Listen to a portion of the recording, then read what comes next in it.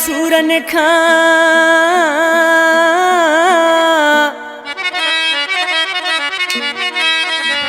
ओ सुना तुझे सूरन खां मूं छॾियो पंहिंजो देश ओ सुना तुझे सूरन खां मूं छॾियो पंहिंजो देश ओ कयम कारावे सहुदीअ में असद लाइ चवे सऊदी का फरमाश सैफुल्लाह शाबरानी, अली हसन शाबरानी, मलक शाबरानी, दुबई का अब्दुल जब्बार शाबरानी, लाड़काने का हिदायतुल्लाह शाबरानी, उसा इनायत जानी ई दरवेश ॾिसी पंहिंजे महबूब खे चए मुंहिंजा जानी तुंहिंजे दर्दन ॾुखन खां मूं वञी परदेस वसायो आहे मुंहिंजा जानी ॾिसी छा पियो चए उसा नज़ाकत जानी ए छॾे देस आहियां सऊदीअ में आयो ओ छॾे देस आहियां सऊदीअ में आयो ए मूंखे ॾुखो इहो वातो न निभायो मूंखे ॾुखो इहो वातो न निभायो छॾे देस आहियां सऊदीअ में आयो छॾे देस आहियां सऊदीअ में आयो मूंखे ॾुखो इहो वातो न निभायो मूंखे ॾुखो इहो वातो न निभायो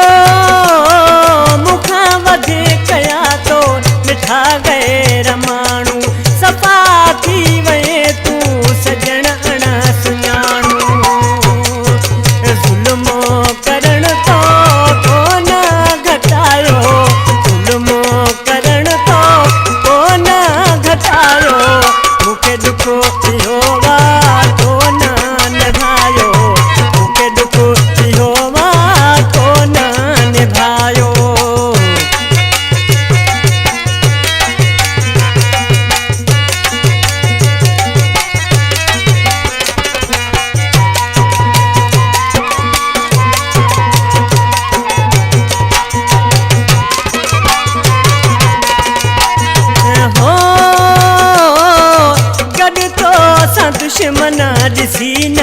सघियासीं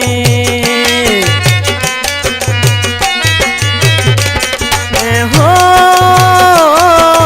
गॾु तोसां दुश्मन ॾिसी न सघियासीं छॾे मुल्क पंहिंजो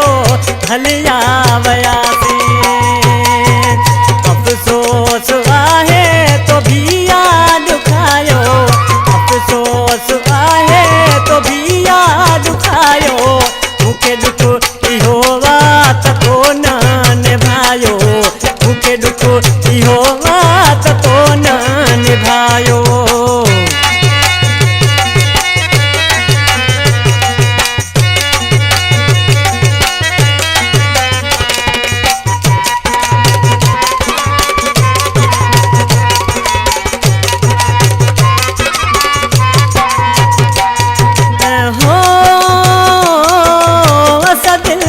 सोच में वही पाण मारिया